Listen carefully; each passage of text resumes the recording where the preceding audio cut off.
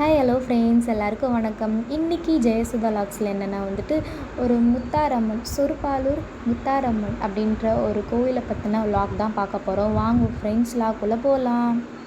தாலி பாக்கியம் தரும் சேருபாலூர் முத்தாரம்மன். மார்த்தாண்டம் அருகே உள்ளது சேருபாலை என்ற ஊர். சுமார் 500 ஆண்டுகளுக்கு முன்பு இந்த பகுதி இழுப்பை மரங்களால் நிறைந்தது. இந்த பகுதியில் தம்புராமன் சுவாமியும் பூதாத்தன் சுவாமியும் வந்தனர். களைப்பு நீங்க இங்கிருந்த இழுப்பை மர நிழலில் அமர்ந்தனர். அந்த சூழல் அவர்களுக்கு மிகவும் பிடித்திருந்ததால் சில காலம் அங்கேயே தங்கிவிட்டனர். அப்போது ஒரு முறை இந்த பகுதியில் வசித்த மக்களுக்கு ஏற்பட்ட நோய் ஒன்றால் பலர் உயிரிழந்தார். இதனை அறிந்ததும் ஈத்தான்காடு என்ற இடத்தில் இருந்து முத்தாரம்மன் தேவியையும் தேவனும் சொருப்பாலர் திருத்தலம் வந்தனர். அம்மாளும் சுவாமியும் வந்ததும் அப்பகுதியில் ஆட்கொண்டிருந்த நோய் நீங்கியது. அதோடு தேவியும் தேவனும் சொருப்பாலூர் தம்புரன் சுவாமியும் பூதங்களும் அங்கிருந்து தங்கியிருந்த மக்களுக்கு அருள் செய்து வந்தனர். அப்பகுதி மக்கள் அனைவரும் ஒன்று சேர்ந்து தங்களில் உயிர்காத்த முத்தாரம்மன் தேவிக்கும் சுவாமிக்கும் கோயில் அமைக்க முடிவு செய்தனர். அதன்படி கோயில் அமைக்கப்பட்டது. இந்த கோயில் பூஜைகள் நடந்து வந்த சமயத்தில் ஆலயத்தில் அம்மன் அருகினிலேயே ஒரு சிறிய மண் புன்றும் தோன்றியது. ஆனால் கோயில் பூசாரி அந்த மண் புற்றை உடைத்து விட்டனர்.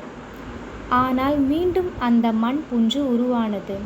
பூசாரியோ மீண்டும் அந்த மண் புன்று மண்ணை உடைத்து விட்டனர். 3வது நாளில் மீண்டும் தோன்றிய அந்த மண் புன்று யானையின் முகத்தை தங்கிய வடிவத்தில் தென்பட்டது. இதனால் பூசாரியும் ஊர் மக்களும் ஜோதிடர்களை அழைத்து தேவ பிரசன்னம் பார்த்தனர். அப்போது மண்புற்று இருக்கும் இடத்தில் விநாயகருக்கு ஒரு சன்னதியை அமைக்கும்படி தெரிவிக்கப்பட்டது. அதன்படி விநாயகருக்கு கோயில் கட்டப்பட்டது.